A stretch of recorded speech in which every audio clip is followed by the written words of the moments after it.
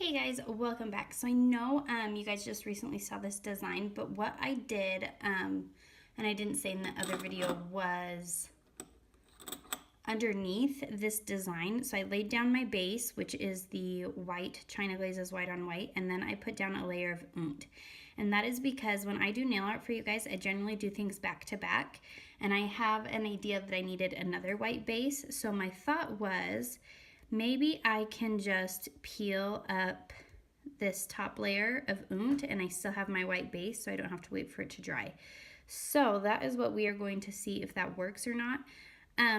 But actually before I do that, I've tried it before where I've put oud over my stamping and my stamping like won't come off. So I'm actually going to try using acetone on it first.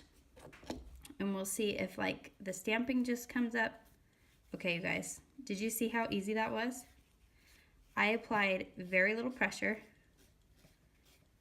and my stamping is gone. And my base is intact. That was so cool. So let's do it again. Again, I'm not applying a whole lot of pressure.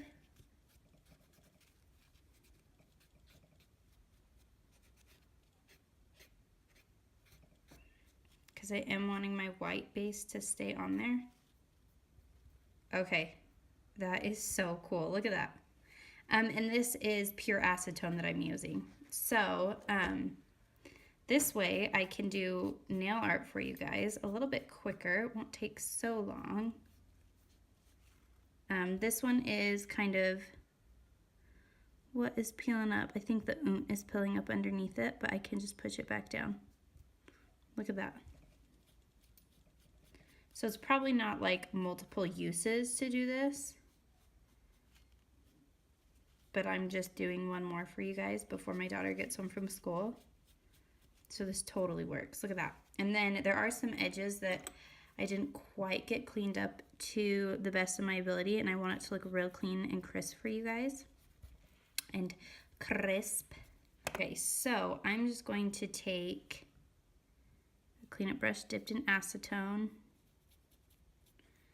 and get those edges that didn't quite get cleaned up.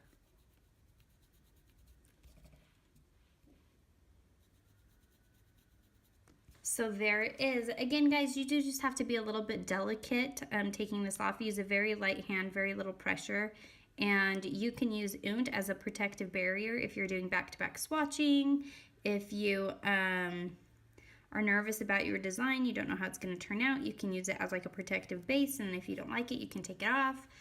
This is a hack that I absolutely love. So I hope you guys enjoyed this. Don't forget to follow me on all my other social media sites. I have Facebook, Instagram, and Twitter, as well as don't forget to subscribe here, and be polished, wear polish, and a little superstition never hurt. We'll catch you guys later. Bye!